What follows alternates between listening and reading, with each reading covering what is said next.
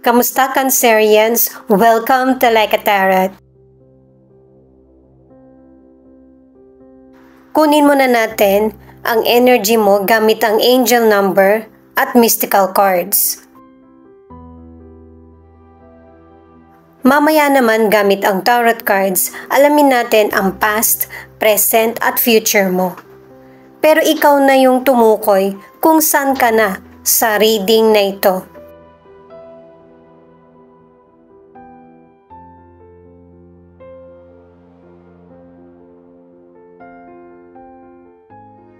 I am blessed and loved. Posibleng may mga Cancerian na hindi ka naman naiinggit dun sa person Pero nagtataka ka lang, bakit yung ibang person na hindi naman mabuti yung ginagawa sa buhay, sila pa yung sinuswerte? Naiisip mo tuloy kung nakakalimutan ka na ba ng may kapal, pero hindi. Tingnan mo din yung mga maliit na bagay or blessing na dumarating sa'yo na malaki ang naitutulong sa buhay mo. At saka nasa stage ka pa lang na meron kang maraming dapat pagdaanan. Katulad ng kapwa mo, meron ding magandang mangyayari sa buhay mo. Kailangan ng patience.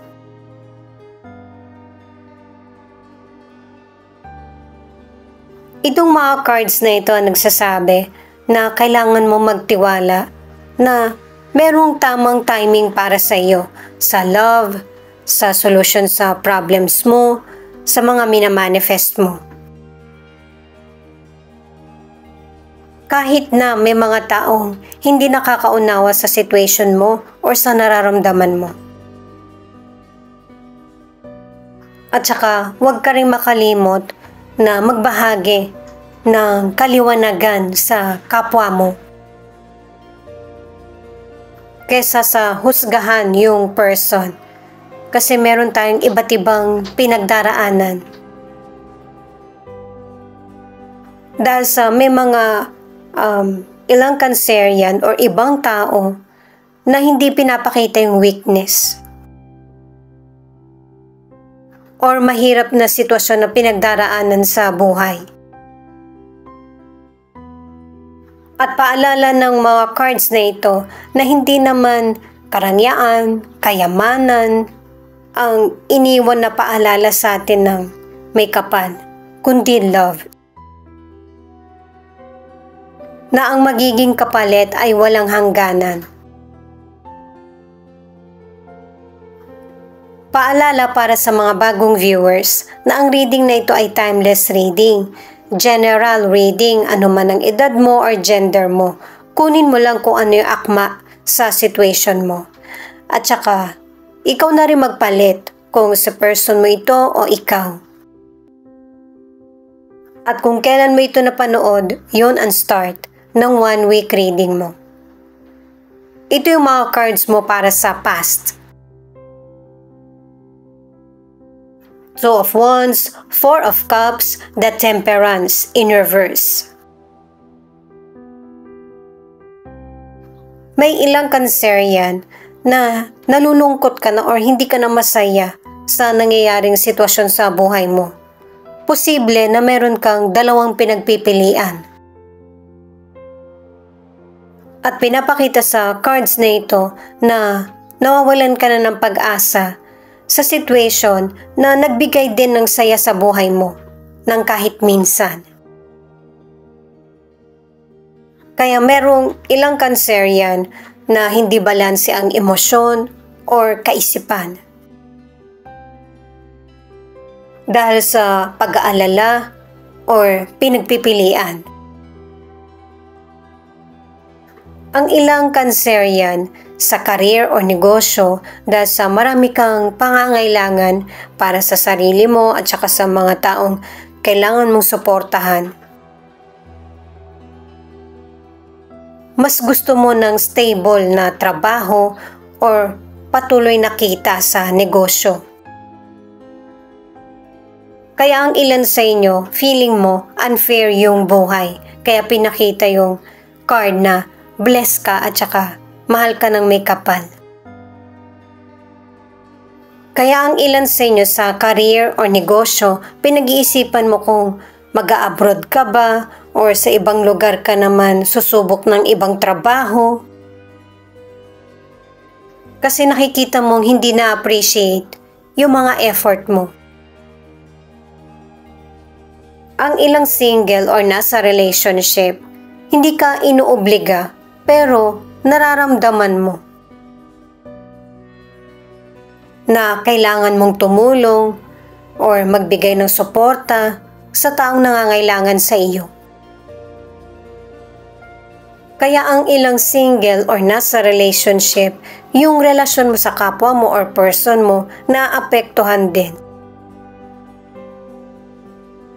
Napagsasabay mo naman or natutugunan yung pangangailangan ng taong nangangailangan sa iyo, family or person mo, pero hindi ka nagiging masaya.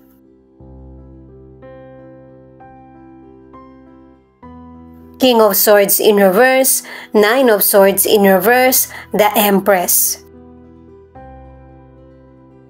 Itong mga cards na ito ipinapakita na pwedeng nangyari na ito noon or nangyayari ngayon na merong person na unfair.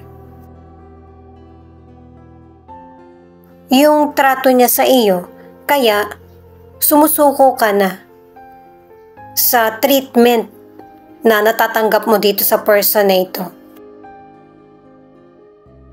Posible na nasabi mo dun sa person yung totoong estado ng buhay mo na para maunawaan niya. Pero mas pinagdiriinan pa rin ng person na ito kung ano yung punto niya. Hindi yung kung ano yung situation mo. At ipinapahiwatig ng cards na ito na hindi mo ito deserve. Mas deserve mo yung masaya at saka yung mga minamanifest mo na matagal mo nang gustong mangyari, na magkakatotoo at ibibigay sa iyo, na pwede mong baliwalain kung ano yung sinabi ng person na ito at mas harapin yung para sa iyo. Ang ilan sa inyo sa financial, nagkakaroon ka ng problema kasi yung bang nauudyokan ka na gumastos. Pero mapipigilan mo na ito kasi nakaranas ka ng stress at anxiety. Dahil sa hindi naging maganda yung bunga ng mga decisions mo patungkol sa money. At dahil sa alam mo na kung ano yung mga dapat mong baguhin, mas magiging maganda na yung daloy ng financial sa iyo. At saka, hindi ka rin makakalimot sa mga taong totoong sumusuporta sa iyo. At kahit nasa present pa lang tayo, sa future, pinapakita na rito sa mga cards na meron kang good karma pagdating sa financial. Ang ilan sa relationship, nasa toxic or unhappy na relationship ka at tatanggapin mo na yung nangyayari sa relationship nyo or katotohanan. Mas paiiralin mo yung pangunawa at saka pagmamahal alang-alang sa mga tao sa paligid mo. At napakaswerte ng person mo sa iyo.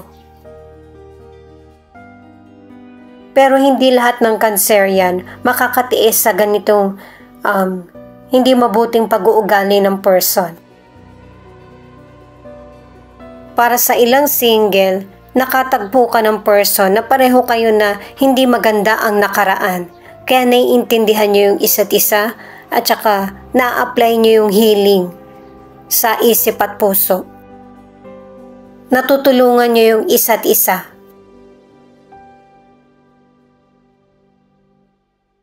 Eight of Swords, the Hierophant, Six of Wands. Ito yung mga cards para sa future. Sa mga cards na ito ay pinapakita na pakakawalan mo na yung sarili mo sa mga nagpapatrap sa kaisipan mo or nararamdaman. Pwedeng person ito or situation. Posible rin na ikaluha mo ito. Lalo na kapag ka malapit ka sa may kapal, yung nagdarasal ka. Yung lakas ng loob mo ang magbibigay tagumpay sa iyo. Yung bang mawala yung pag-aalala at makapagsimulang muli. At saka napansin ko lang sa mga cards mo na sa present at future, may mga pagdaraanan ka man, pero merong mga positive na pagbangon. At saka yung mawala, yung gumugulo sa isip mo or nararamdaman ay napakalaking bagay para sa iyo. Dahil sa madali mong masisimulan yung mga gusto mo.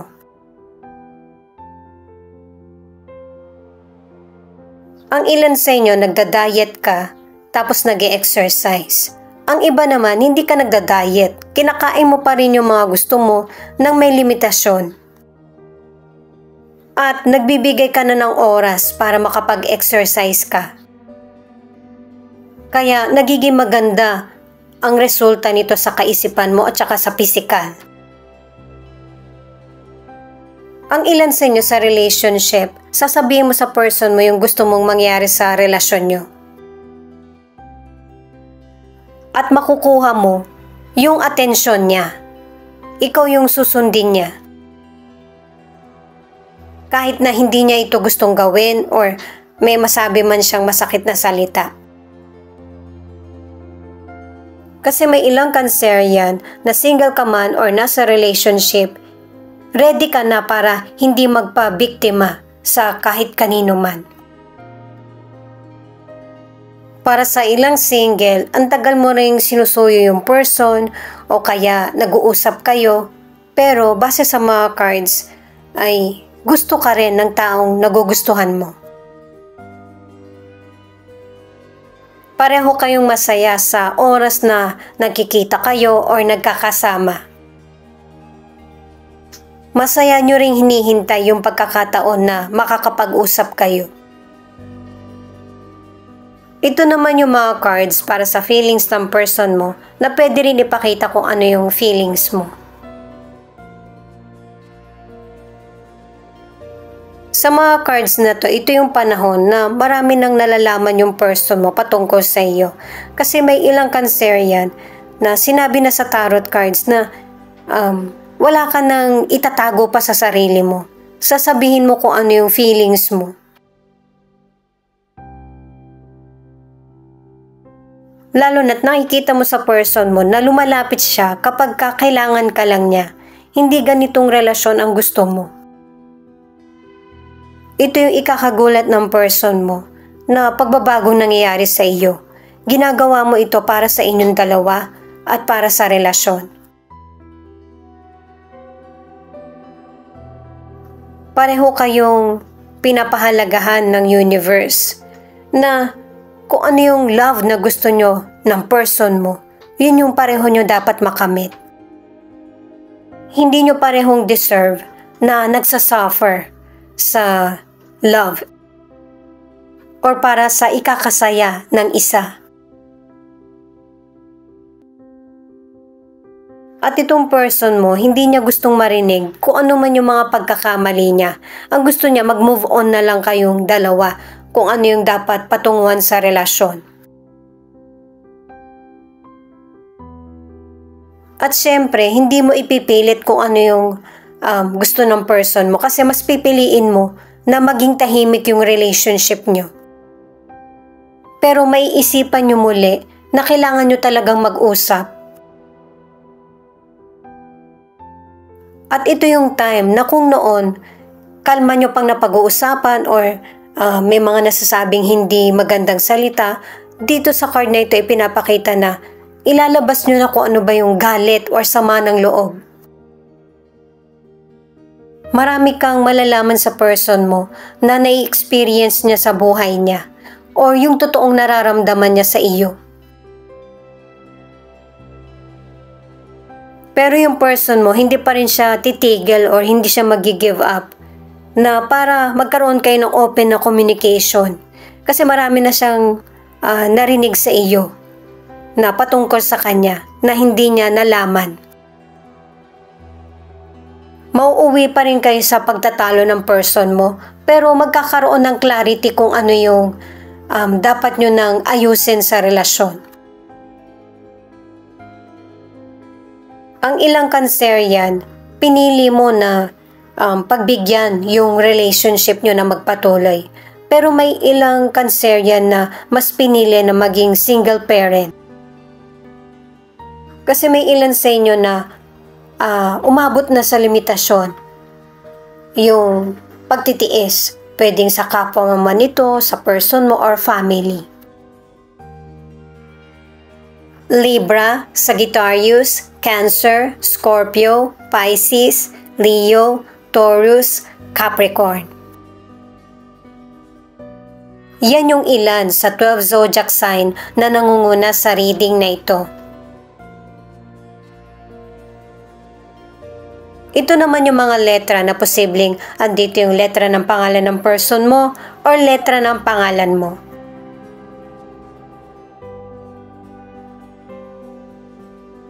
R, U, I, B, S, Q, K, F, V, M.